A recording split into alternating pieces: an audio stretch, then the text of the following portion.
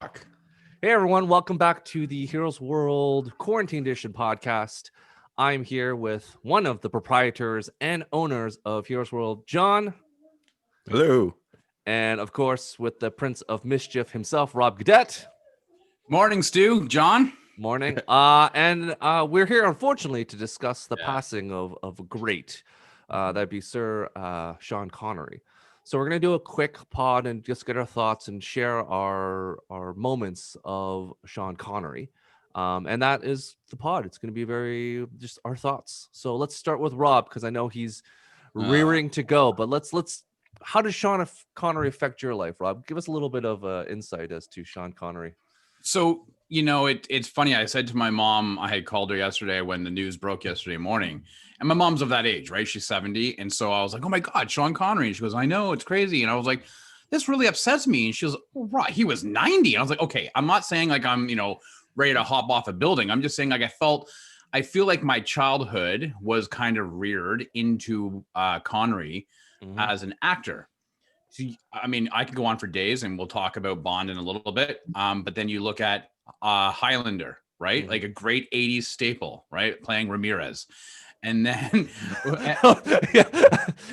that's questionable now, but sure, yeah, of course. But that movie is so iconic, right? Yes. Like if you think about the movies that he was involved in, there are such iconic moments. The reality is Connery played the same person movie in and movie out. He was not a Spanish swashbuckler in Highlander. He was Scottish. Yep. He didn't play a Russian sub-captain. He played a Scottish sub-captain in The Hunt for Red October. He did a little bit they did a really good job of masking the fact that they spoke English. In the beginning, he did a little Russian, and then they transitioned over for the human. The camera goes in and comes back out, and all of a sudden he's speaking English. Right. Perfect. Yeah. And then, he was also Indiana Jones' dad in The Last Crusade. Let's not forget he was a dragon, a Scottish dragon in Dragonheart. Yeah. Dragonheart. He also won the Academy Award for his portrayal in Untouchables, which is again a great staple of an 80s movie. Who I think actually kind of gets left in the dust in the wake of Scorsese movies like Goodfellas and whatnot. There's just so many roles. I mean, I know that some people might think of League of Extraordinary Gentlemen because of the tie to the comic book. I think he went on record and hated that. And it was really kind of after that movie, he said, I'm done with movies. He was done. But I think his most iconic role is as James Bond. And, shout out to Finding Forrester. That was great. Sure. Yeah. You're the man now, dog. And, I'll just say this is that right behind me, you've got the Bond 50 Blu-ray set. If it wasn't for Connery, we wouldn't have this. We wouldn't be talking about Bond 54 years later. We wouldn't have 25 movies. It really rests on his portrayal of that character. And don't forget, he was not technically the very first James Bond. It was an American who was called Jimmy Bond in a ABC live action play. So it's all in Connery, and it's a big passing of an iconic actor. Yep. So for talking about your earliest memory, did you mention the earliest memory that you can think of watching Sean Connery, Rob? Well, I actually kind of, and again, I feel like it was one of the Bond, and I'm on toss up between Thunderball and Goldfinger would have been one of, but I don't know at the time if I realized it was Sean Connery, right? So, I think it was one of those is my earliest memory of him, and I remember enough to the point where I think Last Crusade came out in 89, I think, right? So I would have been 13, and I remember, and then Highlander. So I remember thinking when I saw Highlander, I was like, oh, that's the old guy from 1991, from Bond, right? So, because I would have been about 6. No, or so sorry, Highlander 1 was 1986. 1991 was Highlander 2. Right. So I was 10 when Highlander came out. So I would have saw it on VHS. So yes. About 11 years old, right? At the time when I actually saw it. And I was like, oh my God, that's the guy from like Bond, right? So even though I was well versed in Bond movies up at that point. So yeah, that would be my first memory. I think it's Thunderball. Yep. John, this is a great time for you to jump in because your acumen of Connery is not as deep as Rob here. I know your knowledge is of more recent Sean Connery movies, but talk to me about the first time you really saw Sean Connery and give me that insight. Yeah. So unfortunately, like for the Bond stuff, I think I was a little too young. So they all my memory is they all could have been the same guy. So I didn't really be able to distinguish. I remember my uncles and aunts and dad watching it and stuff. So my first experience was I actually remember watching Highlander in school. So a teacher played Highlander. I don't know if he edited because there's decapitations, right? Yep. I don't know if he edited parts of it or Probably, or skipped scenes, but some teacher, God bless him, put on Highlander for the class, and I don't know if it was like some type of historical lesson or maybe he was just a Highlander fan. Probably justified as historical because Highlander takes place a long time ago. Yeah. So two movies I remember: Highlander and some teacher played Princess Bride. So like, God bless those teachers back in the day. And then my familiarity with him is more of his new stuff, like Michael Bay's The Rock, and I'm trying to think of and I'm trying to think of what else comes to mind, but I think that's the biggest one for me. Like the summer of that movie coming out was really when I like became a fan, and I think he had a movie called Entrapment or something with Catherine Zeta-Jones. That's right. Yep. In that, so he kind of like all of a sudden like kind of like reignited at that time, I think.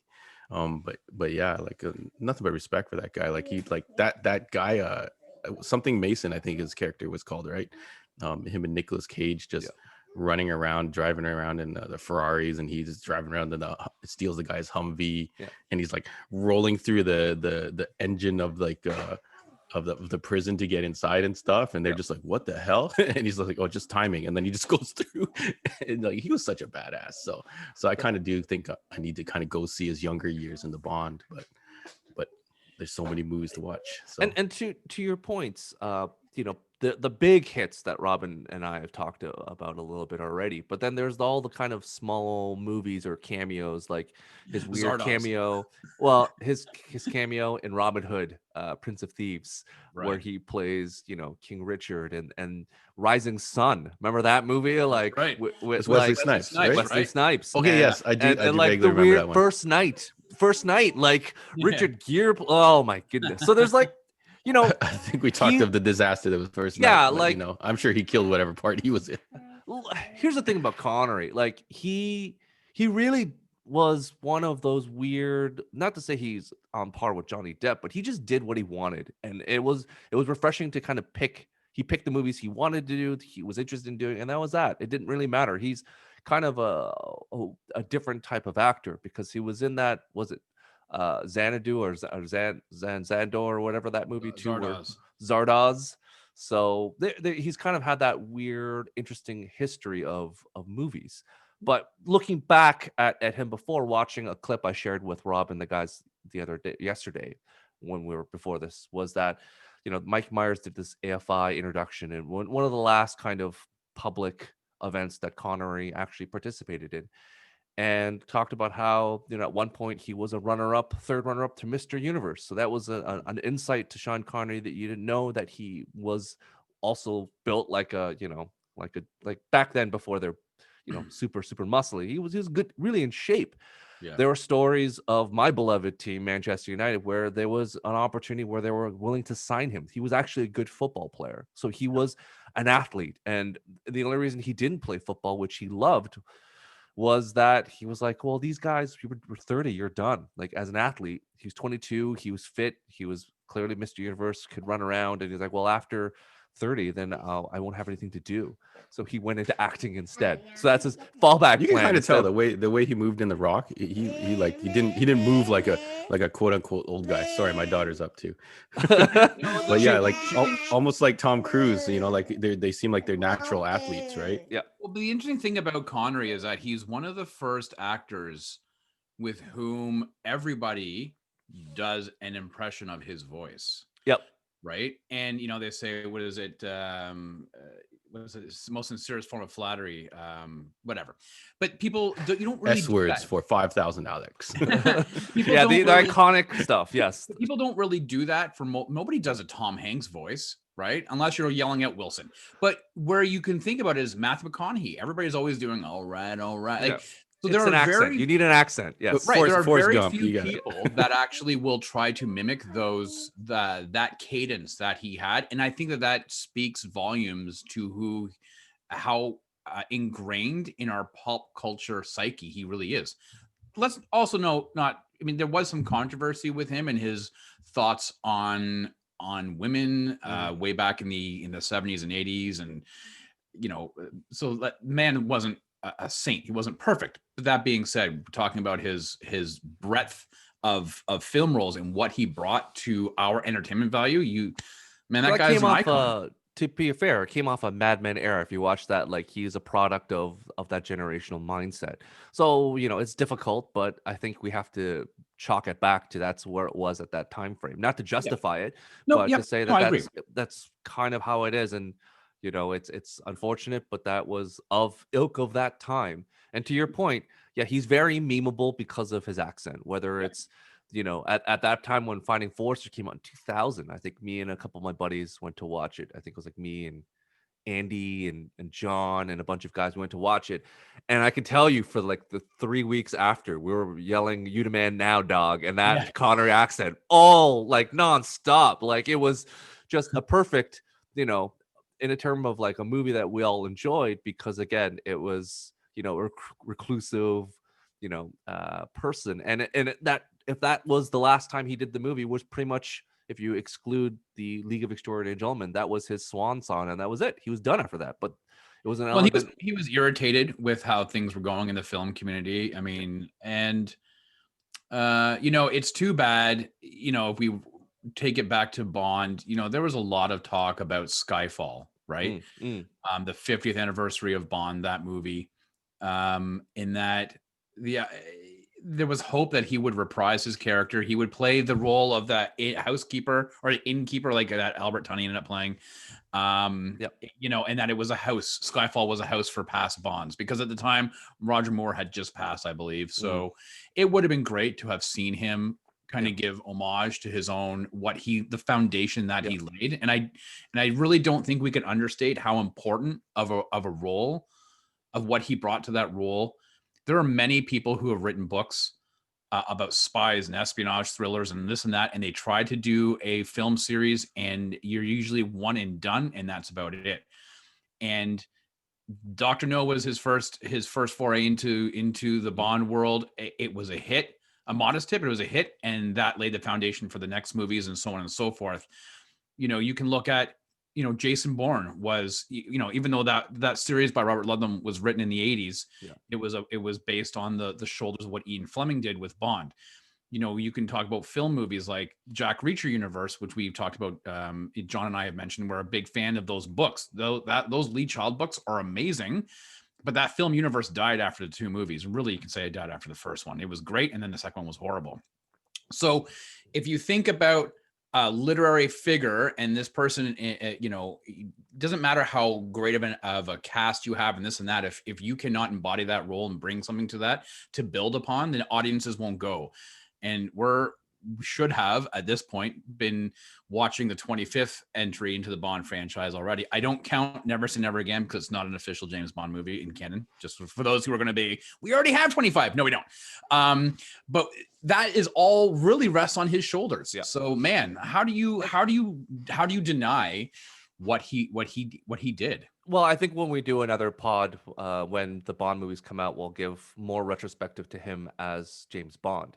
But I think that, as I discussed briefly before with Mike Myers, is that Mike Myers has essentially made a career off doing an impersonation of Sean Connery, and he jokes about it and makes it, whether it's Shrek, whether it's Austin Powers. So Austin Powers, the whole nonsense of that, and in that AFI clip, if you haven't watched it, go out and watch it. Mike Myers is fantastic in it, and he it just shows that so many people are appreciative of Sean Connery and what he's done.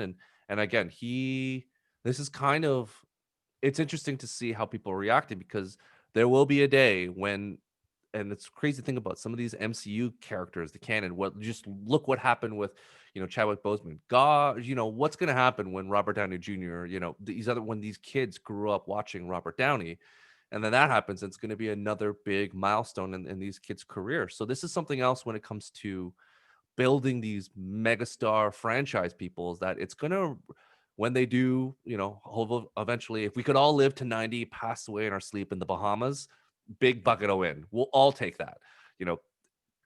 pass away peacefully in our sleep. But to your point, Rob, it's the reports have been known that he's not been well over the last few years. Yep. So we just haven't seen how bad or how good he's been. So we have no idea, what condition that he's been, because he's been so reclusive at this standpoint. Like he, has been hidden away in a tropical climate for years and years and years.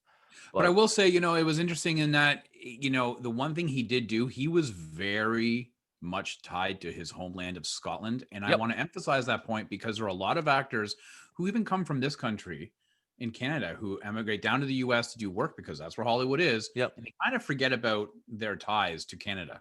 We can name off a whole bunch of actors or actresses who have done that, or artists of any, whether they're singing or whatever. But he was very tied, and he was philanthropic in Scotland, and was very much concerned with the future of Scotland and how, its economy and this and that. So, man, I mean, anyways, I'm a huge. I totally agree with you, and I'm a huge Connery fan.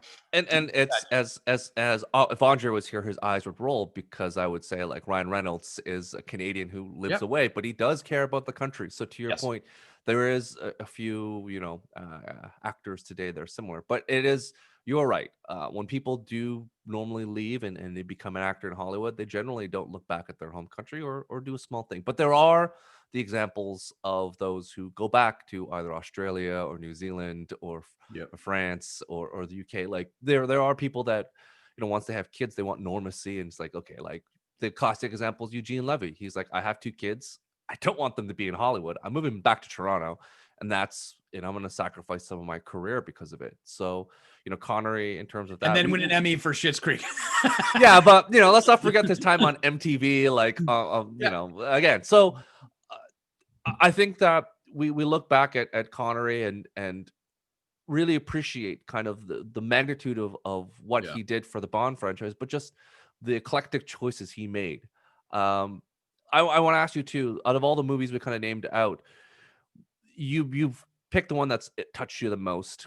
I can assume I know what your favorite movies are, but what's the movie that you look back at Sean Connery and you're like, like there's no reason you would watch this movie, but Sean Connery's in it. The worst movie you've seen was Sean Connery, but not because it was him that was, bad. What is that to you, Rob?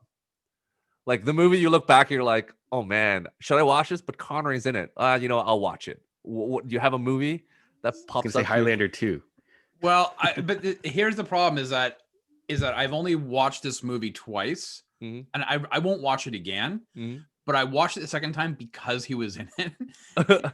The movie is really, really, it's atrocious. It was from 1998, and it was the Avengers movie. I was gonna say, I was waiting for someone to say it. I was like, ooh, yes, with Uma Thurman, yes. But based on the British spy series, the Avengers, not our Marvel. With Future M. I remember I went to the movies with my now wife and her dad, who fell asleep. Like he legit fell asleep. He was out. And seeing Sean, like I remember thinking to myself, how could somebody convince Sean Connery to wear this big giant teddy bear outfit? And he's removing the head, right? And he's giving this weird dialogue in this how does one person convince at this point Sir Sean Connery to don this ridiculous outfit? But that would be it. That movie, I hated that movie when I saw it at the theaters, but I did watch it on video. Maybe I watched it twice, so maybe a total of 3 times because he was in it. John? Oh, I can't really think of like other than maybe Highlander 2, which was bonkers. You're telling me Entrapment, you watched it because Sean, was it Catherine Zeta-Jones that brought you in? Like what was it? That was that what brought you in? Ducking under the laser. The lasers, yeah. John was like, hello, Mr. Connery. But I don't know if I can name a bad movie, but I can say that Rising Sun you didn't watch and whatnot. Double digits for sure. Which one? The Rock. I've watched that in double digits. What about The League of Extraordinary Gentlemen? That was something you watched? I never saw it. Oh, you never saw it? I never saw it. Dude, wow. Guess what we're doing next? Oh man, we're gonna watch that movie. The stuff that happened in the comic, I was like, I don't need to see that on screen. Wow, Mr. Alan Quarterman himself. I'm surprised. Rising from the grave. I like the car. I like the car from it though. course you did. Of course you did. Yeah, Okay. Highlander 2 is an atrocious abomination, and it's actually kind of funny. John and I had messaged this week. It's and very 80s. and he's like, "Oh, would you? There was like a cartoon John sent me about Highlander, and it was about like you watch Highlander with your son, and then it's like, Dad, is there any more Highlander movies? Like, no, and that's true. There That is are all. not. Highlander 2 does not exist in my reality. Did he ever cameo on the TV series? No. No, No. I don't know. No. They loosely, I think they brought in everyone else from that universe because Duncan MacLeod of the Clan MacLeod, like there was a thing because Christopher Lambert, surprise, was available. So Ramirez, my friend Ramirez.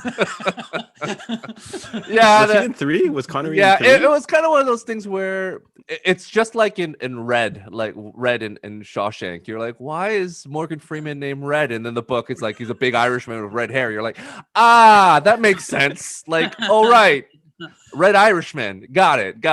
So Well, I know that John has an affinity for The Rock. I do think though that I wonder, sometimes I often think, well, would The Rock have been as great as it was? No. But then I also think the same thing about Hunt for Red October, and that Tom Clancy novel is a really sick novel, and I think he did a great job. And I actually kind of think sometimes that the Hunt for October might be right underneath his Bond portrayals and what people automatically think about when they go 100%. But that was Alec Baldwin just being awesome. That movie, I rewatched it a month ago, and it is so damn good that I think, no disrespect to the recently passed Connery, it could have been anyone really. Connery didn't have to be in it because the actor Sam Neill, like the Darth Vader himself, like everyone is in this damn movie, and you're like, holy, like even Stick from Daredevil, like everyone is in this, and you rewatch this movie, you're like, man, this is a murder's row of actors and character actors just like being awesome, just doing all these conversations about submarine and whatnot, and the amazing Tim Curry, who's just actually just doing his full, like he's like, I'm just gonna do a Russian accent, I don't care, like he's just just having fun. So to your point, I think that Connery elevated The Rock to a level that many of us who were younger didn't appreciate it, and was a gateway to go back into the Bond movies and the quotes that in The Rock, whether it's he the definitely prom queen won that movie over Nicolas Cage. He was definitely more watchable than Nicolas Cage. Well, it was he was so iconic in that movie that when what was the next one? A Con Air came out. Yep. Everybody was like, Where's Connery? Where's yeah, like I'm just gonna watch. although The I Rock love Con again. Air. Forget it. like there's just that, but here's the thing, like the Nicolas Cage plays off of does a really good job of playing off the actor he is in the screen with. Sure. And when all the scenes with him and Connery are just so wonderful, because you can see Connery just like, who is this guy? But he has to give him chops. He's like, well, he still has Academy Awards, so like, hey, we're on the same kind of level. But Cage is just going all over the place and just soaking it up. And Connery kind of knew what was going on. And there's just so many fun moments of You're on a speeches. need to know basis. Even that whole scene with that whole point where they're lying in bed and I'll take pleasure in gutting you, boy. And like him, just you see him go crazy, and then Connery just like losing his mind in the cell, and he's like talking about how he's getting out of the cell, and Connery just slowly doing this, whipping her things around. It is so good. It is so good that they just play off each other so well that if that was the last Connery movie to come out, then you'd still be like, I'm good. Sure. Like it's fantastic. So he took it to another level again, and with and the scene when he is, and if Andre was here talking about, the actor that played, like, not Will Forsythe, like just Connery and playing with Ed Harris, and Connery with John Spencer from The West Wing, like just him being able to then switch over to the lunacy of Nicolas Cage, to the earnestness of like Ed Harris, who's like a war soldier, who's like, I'm doing this because of that, and then with John Spencer, who's the deputy FBI director, like in the beginning scene, is just fantastic. Like that's real range rather than just bad guys that he would deal with on a regular basis. So it's a tour de force. And to your point, John, Connery made that movie what it was, and without him, you replace him with like someone else. It's not the same movie, not even close. No, it was awesome, man. He was awesome, and I would highly recommend people if you're unfamiliar with some of the movies that we've discussed. You definitely don't get confused on Crimson Tide. That's not a Connery movie; it's a submarine movie. Nothing to do with Go and watch The Hunt for Red October. I'm telling you right now, I don't care that it was in '89 or '94, whatever it was. It is a phenomenal Crimson movie. Tide's a great movie. Leave it alone. Yeah, but it's Crimson Tide's an okay movie. But then you're thinking, I think I'd rather watch Hunt for Red October. It's a different movie with Denzel. Like, don't let's hold it back. Let's hold it back. We're talking about submarine movies. Was Quentin Tarantino's. He wrote a dialogue about the Silver Surfer. That's it. Yes. Let's go back. We're gonna do a submarine pod. Das Boot, Crimson Tide, Hunt for October, Down Periscope. We're gonna talk about all these things. And I think it's Kelsey Grammer. Yeah. Here's the thing about that. And on a note before we end this off, many people in the Navy love that movie because it's very indicative of the real Navy. They're like, yeah, that's how we do things in the real like just the goofiness of like, we don't have anything. We're gonna on our wits put something together like that. And that movie is, if you haven't watched Down Periscope, tremendous. It's great. But nonetheless, we're talking about Crimson Tide at another day because that's a great submarine movie. It's great. We can go on for hours on these side, but we just tangential, it's a great idea. But again, and I think people, if you're wondering why we're not talking so much about Bond, is that we are going to do a full podcast on Bond, and with Andre, because Andre really wants to talk about it too, and we'll give him his just due. We're going to have to do 5 different podcasts because we're going to have to go through each actor's portrayal as Bond and all of their movies. Yep. Obviously, one person will have a very small pod episode because he only had it once. Yeah. So as we wrap up, I think it's we are lost. The fact that we lost we're saddened that we lost another icon. It's a different situation because I think that he's been kind of out of the public eye since 2003, since that was the movie. I think it was 2003 since the last movie or anything he's done really. So it's been a long time since we've seen him. I think we remember him as what he was as a great actor and a great Scotsman and someone that's knighted by the Queen. But and I think we our thoughts and prayers are with his family. But again, we'll look forward to watching some of his movies and talk about it. We will force John to watch The League of Extraordinary Gentlemen. So that's a fun thing we learned today. That we're going to do. He's got such other great movies. Oh no, but we're going to watch that one. You missed The Life of Dorian Gray, John. We need to see Captain Nemo. There's many, Tom Sawyer. And then what's going to happen is that when that happens, me and Rob are going to start blasting along Rush, Tom Sawyer, and we're just going to roll on out. Right. And John's gonna be like, who's Rush? And we're gonna we're gonna start next. YYZ. We're gonna do it all, John. We're gonna do all the greatest hits of Canadian superstar Rush that John knows nothing about. Yeah, Bryan Adams. I've seen Bryan Adams in concert twice. Yeah, you haven't seen. Well, unfortunately, when Rush came, I did see Rush before they stopped doing. But anyways, a whole other thought. Rush is awesome. We're gonna get you to watch. We're gonna that Best Friends movie with Paul Rudd and I Love You Man, or was that the movie? I Love You Man. I have seen that. Well, then you've seen Rush because that's the closest you'll get to see Rush. Anyways, John, where can we find you? What's the situation?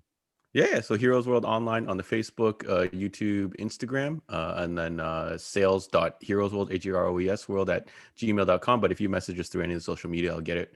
And then the online for the podcast, Heroes World Podcast, you should be able to find us on Spotify, iTunes, Google Podcasts, whatever you use for your podcast. Awesome. Rob? On the Twitter and Instagram at Rob Gadet, obviously this podcast, and as well as the Heroes World Sidekick or H-Dubs Sidekick podcast with John and Joey that's out every Tuesday. And you know what? I just recently did a watch of all these movies about 2 years ago. I should do it again, and we'll go Well, on. you're gonna do it again in 2021 when we do for the pod. So get ready. It's gonna happen, Rob. You don't have to do it right now. It's happening. 2021, baby. Unless they move the Bond movies to 2022, and then it's 2022, And then postpone. Postpone. So just hold off a bit. Hold off a bit. So for those of you, please comment below, like, subscribe, all those, the bell and whatnot. But tell us what your favorite Connery movie. Tell us your favorite moment. Connery movie. Tell us your favorite Connery line. Tell us the movie that you watched with Sean Connery in it that you shouldn't have watched, but you're like, yeah, he's in it. Let's do it. So Dragonheart share with 1, us 2, your and 3. thoughts. Your John. Share with us your thoughts. I'm talking. Share with us your thoughts. Your comments. Rude. Come on, man. Let's This Dragonheart talk stream's about gotta it. go up. Okay, I'm done. All right. See you all later. Bye. Bye.